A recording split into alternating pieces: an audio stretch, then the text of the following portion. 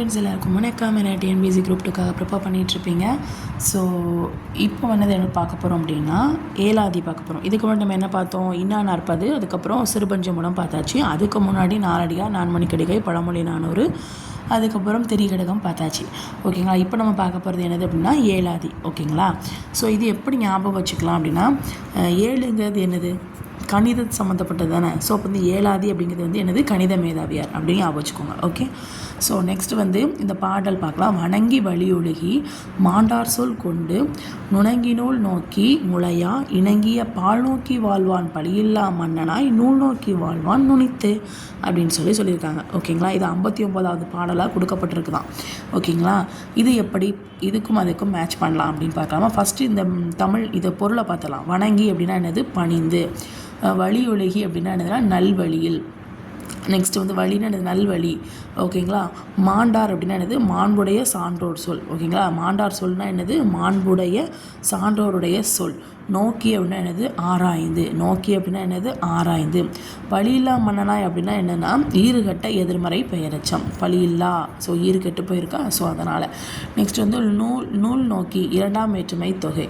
ஓகேங்களா? அதாவது நூலை நோக்கி, அப்போ இரண்டாம் வேற்றுமை தொகை. ஓகேங்களா? ஓகே. இதுக்கு அந்த பாட்டை எப்படி ஷார்ட்கட்டில் பார்க்கலாம் அப்படின்னா, ஏலாதி ஏலை அப்படின்னு ஒருத்தர்களை கூப்பிடுறோம். ஏலை எங்கள் வாழை அப்படின்னு சொல்லுவாங்கள்ல, நம்ம திருநெல்வேலிக்கு கூப்பிடுவோம்ல. ஸோ ஏலை எங்கள் வாழை அப்படின்னு சொன்னோன்னே அவனே எனக்கு வணங்கிட்டு போகிறா அப்படின்னு சொல்லுவோம். என்னை கை கூப்பிட்டு வணங்கிட்டு போகணும்னா வணங்குறோம். வணங்கிட்டு அந்த வழியாக போகிறோம். ஓகேங்களா? அப்போ அந்த ஒரு லைனை மட்டும் ஞாபகம் வச்சுக்கோங்க. மாண்புடைய சான்றோர் சொல் மாண்டார் சொல். இது எப்படி ஞாபகம்? சரி, இதை மட்டும் ஞாபகம். ஏலை அப்படின்னு கூப்பிடுறாங்க. வணங்கிட்டு போடா அப்படின்னு வணங்கிட்டு அந்த வழியாக போ அப்படின்னு சொல்கிறாங்க. அப்போ ஏலை வணங்கிட்டு வழியாக போ. ஸோ வணங்கி வழி விலகி அப்படின்னு யோசிக்கும். பால் நோக்கி வாழ்வான் பழியில்லா மன்னனாய் நூல் நோக்கி வாழ்வான் வைத்து. பால் நோக்கி நூல் நோக்கி. பால் அவன் என்ன பண்ணுவான்? பாலை குடிச்சிட்டு அப்புறம் வணங்கிட்டு பாலை குடிச்சிட்டு அப்புறம் என்ன பண்ணுவான்? ஒரு நூல் நோக்கின்னு என்ன நீங்கள் எப்படி யோசிக்கலாம்? லைப்ரரி பார்த்து போயிடுவான். ஏன்னா அவன் படிக்கிற பையன்ல. ஸோ அவன் என்ன பண்ணுறான்? பாலை குடிச்சிட்டு நூல் நோக்கி போகிறான் அப்படின்னு ஞாபகம் வச்சுக்கோங்க. ஓகே. நெக்ஸ்ட்டு ஏலாதி அப்படிங்கிறது கணித மேதாவியார் எழுதியிருக்கிறாரு. ஸோ கணித மேதையார்னு சொல்லலாம். இது அவருடைய இன்னொரு பெயர். இதில் கணிதம் அப்படிங்கிறது ஜோதிடம் அப்படின்னு சொல்கிறாங்க. இது சமண சமயம். இது எப்படி ஞாபகம் வச்சுக்கலாம் அப்படின்னா, ஏழை ஒழுங்காக சமணம் போட்டு உட்காந்துட்டு போல அப்படின்னு சமண சமயம். ஓகேங்களா? ஒரு கொல்லாமை முதலான அறக்கருத்துக்களை வலியுறுத்தி இதில் சொல்லுது. ஓகேங்களா? இது கணிதத்தில் மொத்தம் ஏழாதினா 7 இருக்கா. ஸோ அப்போ 7ல் அதுக்கு முன்னாடி உள்ள அந்த ஒற்றைப்படை என்னது? 5. ஸோ அப்போ 5 அப்படின்னு யோசிச்சுக்கோங்க. கிபி 5ஆம் நூற்றாண்டு. நெக்ஸ்ட் திணைமாலை 150 எழுதுனதும் இவர் தான். ஓகேங்களா? அப்போ 7னா ஏழாவது எழுதுனது இவர் தான். 150, அதாவது திணைமாலை 150 எழுதுனது இவர் தான். ஓகேங்களா? சிறப்பு பாயிரம், தனிச்சிறப்பு பாயிரம். இதில் 81 வெண்பா இருக்குது. சிறப்பு பாயிரம், தற்சிறப்பு பாயிரம் 81 வெண்பா இருக்குதுன்னு சொல்லுது. நெக்ஸ்ட்டு இதில் 4 அடி இருக்கும். அது எல்லாமே தெரியும். 4 அடி இருக்குது. 6 அறக்கருத்துக்கள். அதாவது இது ஒரு ஏலாதி 4 அடியில் 6 அறக்கருத்துக்களை சொல்லுது. ஓகேங்களா? ஸோ இது தமிழருக்கு ஒரு அருமருந்து மாதிரி இருக்குது அப்படின்னு சொல்கிறாங்க. நெக்ஸ்ட் ஏலம் என்ன மருந்து பொருளை முதன்மையாக வச்சு என்னென்னலாம் வந்திருக்குன்னு பாருங்கள். லவங்கம், சிறுநாவற்பூ, சுக்கு மிளகு, திப்பிலி. லவங்கம், சிறுநாவற்பூ, சுக்கு மிளகு, திப்பிலி. ஏலம் அப்படிங்கிற பொருளை முதன்மையாக வச்சு லவங்கம், சிறுநாவற்பூ, சுக்கு மிளகு, திப்பிலி. ஓகேங்களா? இது எல்லாமே உடல் பிணியை போக்கும். அதுமாதிரி ஏலாதி கற்போருடைய அறியாமையை என்ன பண்ணும்? அகற்றும் அப்படின்னு சொல்கிறாங்க. இவர் கடை சங்கத்தில் வாழ்ந்தவராக இருப்பார். ஓகேங்களா? அப்போ 7 அப்படின்னா கடைசியில் இருக்கும். 7ங்கிறது என்னது? கடைசியில் இருக்கும். அப்போ கடைச்சங்க காலத்தில் வாழ்ந்தவர். மருந்தால் பெயர் பெற்றது இதுதான். அப்புறம் ஏலத்தை முதலாக கொண்டிருக்கு. அப்புறம் உணவு கொடுத்து ஆதரிப்போர் பெருவாழ்வு பெறுவார் அப்படின்னு 21வது பாடல்கள் சொல்லுது. ஓகேங்களா? உணவு கொடுத்து ஆதரிப்போர் பெருவாழ்வு வாழ்வார். ஏழை எங்கள் வாழ் அப்படின்னா எனக்கு உணவு வேணும்னு சொல்லி கொடுக்குறீங்க. கொடுத்தோன்னே என்ன பண்ணுங்க? நீங்கள் பெருவாழ்வு வாழ்வோமா அப்படின்னு சொல்லுவாங்கள்ல. ஸோ அப்படி ஞாபகம் வச்சுக்கோங்க. முற்பிறவியில் மாணவர்களுக்கு உணவு, உடை, எழுத்தாணி, புத்தகம் போன்றன கொடுப்போர் இப்பிறவியில் புலவர் போற்றும் உண்மை வாழ்வார். அதாவது முன்னாடி உணவு, உடையோ இல்லை எழுத்தாணியோ புத்தகம் நீங்கள் கொடுத்தீங்க அப்படின்னா இந்த பிறவியில் புலவர் போற்றும் வகையில் நீங்கள் வாழ்வீங்க அப்படின்னு சொல்லிட்டு ஏழை அப்படின்னு ஒருத்தரை கூப்பிட்டுட்டு இந்த மாதிரி அட்வைஸ்லாம் பண்ணுறாரு அப்படின்னு ஞாபகம் வச்சுக்கோங்க. ஓகே. ஸோ நெக்ஸ்ட்டு என்னது அப்படின்னா மேற்கோள். இதோட மேற்கோள் என்னென்னு பார்க்கலாம். தாய் இழந்த பிள்ளை, தலையிழந்த பெண்டாட்டி, வாயிழந்த வாழ்வினா, வணிகம் போய் இழந்தார் கைத்தூன் பொருள் இழந்தார், கண் இளவர்க்கு ஈந்தார், வைத்து வழங்கி வாழ்வார். தாய் இழந்த பிள்ளை, இது எப்படியும் வச்சுக்கணும். ஏழை அப்படின்னு சொல்லி கூப்பிட்றாரு. கூப்பிட்டோன்னே என்னாச்சுப்பா அப்படின்னு சொல்லி கேட்காங்க. தாயை இழந்த பிள்ளை மாதிரி, தலையை இழந்த அவருக்கு பிள்ளையும் இல்லையா, ஸோ பொண்டாட்டியும் இல்லையா அப்படின்னு சும்மா ஞாபகம். வாய் பேசவும் தெரியாதான், வணிகத்துலேயும் எல்லாம் லாஸ் ஆகிட்டான். ஸோ அதனால் கையில் எதுவும் பொருள் எதுவும் இல்லாமல் இருந்தாராம். ஓகேங்களா. இருந்தாலும் கண் இல்லாதவங்களுக்கு என்ன பண்ணாராம், ஹெல்ப் பண்ணாராம் அப்படின்னு ஞாபகம் வச்சுக்கோங்க. ஓகேங்களா. இலை அப்படின்னு சொல்லி கூப்பிட்டுட்டு இல்லைங்க வாழை அப்படின்ட்டு ரொம்ப மெதுவாக கூப்பிட்டு அவரோட கஷ்டத்தெல்லாம் சொல்கிறாராம். ஓகேங்களா. அப்படின்னு ஞாபகம் வச்சுக்கோங்க. ஓகே. நெக்ஸ்ட்டு வந்து ஔவையார் பற்றிய தகவல்களில் பார்த்திங்க அப்படின்னா, ஆள் அமைக்க முகக்கினும் ஆழ்கடல் நீர் நாளி முகவாது நாளி அப்படின்னு சொல்கிறாங்க. என்னது ஔவையார் பாட்டி என்ன பண்ணணும், அமைக்கி ஆழ்கடலில் உள்ள தூக்கி போட்டுறணும் அப்படின்னு சும்மா ஓகேங்களா. நெக்ஸ்ட்டு நாளை முகவாது நாளி ஆத்திச்சூடி அகர வரிசையில் அறுவரைகளை சொல்லுது. மூதுரை பார்த்திங்க அப்படின்னா, மன்னனும் மாசர கற்றோனும் சீர்தூக்கி மன்னனின் கற்றோன் சிறப்புடைய, இது எல்லாமே படிச்சிருப்பீங்க. மன்னனுக்கு தந்தை சமல்லால் சிறப்புடைய, கற்றோருக்கு சென்றிடமெல்லாம் சிறப்புன்னு சொல்லுது யார், ஔவையார் சொல்லுது. எப்போ உங்களுக்கு கற்றோருக்கு சென்றிடமெல்லாம் சிறப்பு, ஒழுங்காக உட்காந்து படிங்க அப்படின்னு சொல்கிறேன்னு ஞாபகம் வச்சுக்கோங்க. மூத்தருக்கு ஒரு அறிவுரை வந்து சொல்லுது, சிறந்த அறிவுரைகளை கூறுது. நெக்ஸ்ட் வந்து 31, அதாவது ஔவையார் 31 பாடல்கள். ஸோ மூதுரை வந்து 31 பாடல்களுக்கு. ஆத்திச்சூடி கொன்றை வேந்தன் நல்வழி இதெல்லாம் எழுதியிருக்கிறாங்க.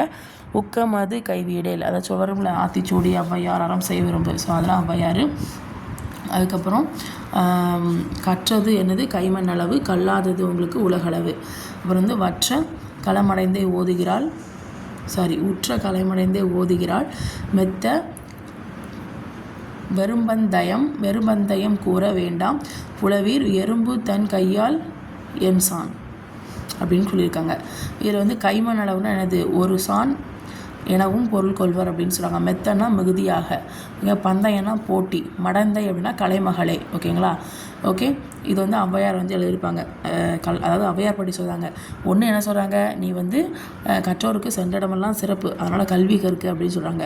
அப்புறம் மறுபடியும் என்ன சொல்கிறாங்க, கற்றதெல்லாம் கைமண் அளவு தான்ப்பா, ஆனால் கல்லாதது உலகளவுப்பா அப்படின்னு கல்வியை பற்றியே சொல்கிறாங்க அப்படின்னு அவங்க வச்சுக்கோங்க. நெக்ஸ்ட்டு வந்து அது மட்டும் இல்லாமல் ஔவையார் வந்து சங்ககால ஔவையாருக்கும் இவர் மிகவும் பிற்பட்டவர். ஓகேங்களா. சங்ககால ஔவையாருக்கு இந்த கற்றது கைமண் எழுதியிருப்பாங்களா, இந்த ஔவையார் வந்து மிகவும் பிற்பட்டவர்னு சொல்கிறாங்க.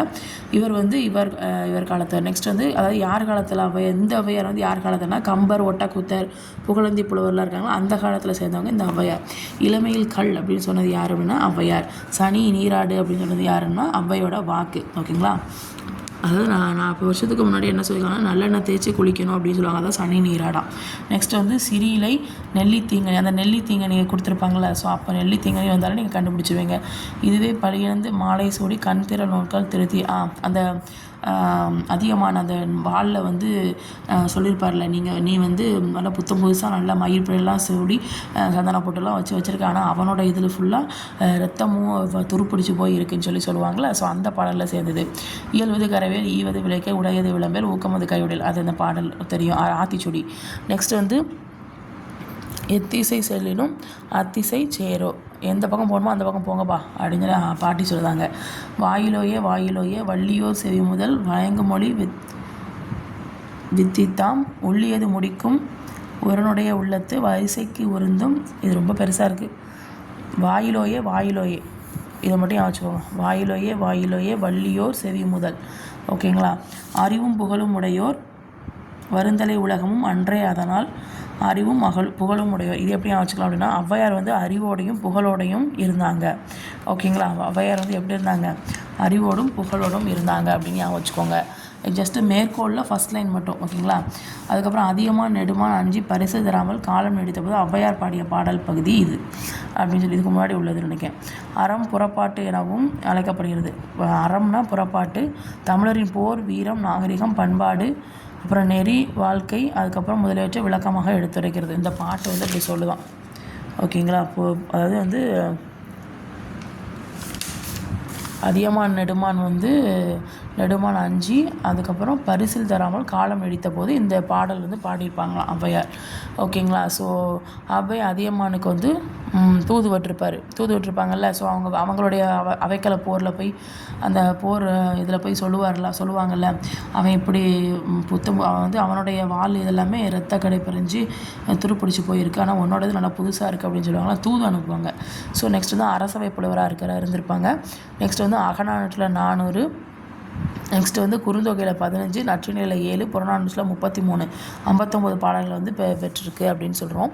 நெக்ஸ்ட்டு வந்து மருந்தே ஆயினும் விருந்தோடு கொன்றை வெந்தல் ஔவையார்னு சொல்கிறாங்க. மருந்தே ஆயினும் மருந்தே கொன்றை, மருந்து சாப்பிட்டோன்னு வச்சுக்கோங்க, நம்ம கொல்கிற அளவுக்கு போயிடுவோம். ஸோ வந்து அதுவே நம்மளை கொன்றும். அப்போ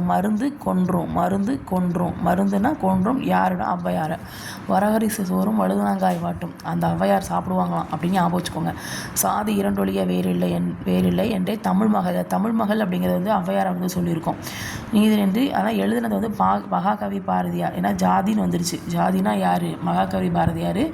யாரை சொல்லியிருப்போம்னா ஔவை. தமிழ் மகள்ங்கிறது ஔவையை வந்து சொல்லியிருக்கோம். ஸோ அதனால் நெக்ஸ்ட் வந்து நாடாகும் ஒன்றோ காடாகும் ஒன்றோ அவளாகும் ஒன்றோ மிசையாகும் ஒன்றோ எவ்வளி நல்லவர் ஆடவர் அவ்வளி நல்லை வாலிய நிலனே. இதில் வந்து புறநானூற்றில் பற்றி சொல்லியிருக்கு. நெக்ஸ்ட்டு வந்து ஔவையார் வந்து புறநானூரில் வந்து ஔவையாரை பற்றி புறநானூரில் வந்து சொல்லியிருக்கு. ஓகேங்களா? ஸோ நெக்ஸ்ட் அதுதான் இப்போ என்னது, அந்த நாடாகும் ஒன்றோ காடாகும் ஒன்றோ. இப்போ ஔவையாரே நீங்கள் வந்து நாட்டுக்கு போகிறீங்களா இல்லை காட்டுக்கு போகிறீங்களா அப்படின்னு சொல்லி புறநானூற்றில் வந்து ஔவையாரை பற்றி சொல்கிறாங்க அப்படின்னு ஞாபகம் வச்சுக்கோங்க. திரைகடல் ஓடியும் திரவியம் தேடு. ஓகேங்களா? நம்ம பாட்டியை பார்த்தா என்ன சொல்லியிருப்பா, வெளிநாட்டுக்கு போய் படிப்பா, வேலைக்கு போப்பா அப்படின்னு சொல்லுவாங்களே. ஸோ இப்போ திரைகடல் ஓடியும் திரவியம் தேடு அப்படின்னு சொல்கிறாங்க. அணுவை துளைத்து ஏழ்கடலை புகட்டி குறுக தரித்த குரல் அப்படின்னு சொல்லியிருக்காங்க. நெக்ஸ்ட் வந்து இக்கால ஔவையார் என்ன சொல்லியிருக்காங்க அப்படின்னா அசலாம்பிகை அம்மையார் அப்படின்னு சொல்கிறாங்க. திருவிக்கா வந்து பாராட்டுவார். ஓகேங்களா? இக்கால ஔவையாரை வந்து அசலாம்பிகை அம்மையார் வந்து திருவிக்கா வந்து என்ன பண்ணுவார், அவர் பேர் அசலாம்பிகை அம்மையார்னு சொல்லி என்ன பண்ணுவாங்க, பாராட்டுவாங்க. ஓகேங்களா? நெக்ஸ்ட் வந்து அடுத்த வீடியோவில் நாமக்கல் கவிஞரே கொஞ்சம் பெருசாக இருக்கும். நாமக்கல் கவிஞர் பார்க்கலாம். அதுக்கப்புறம் கீவா ஜெகநாதர், உருத்திர கண்ணனார், தமிழ் ஒளி, அதுமாரி 1 by 1 பார்த்துடலாம். ஓகேங்களா?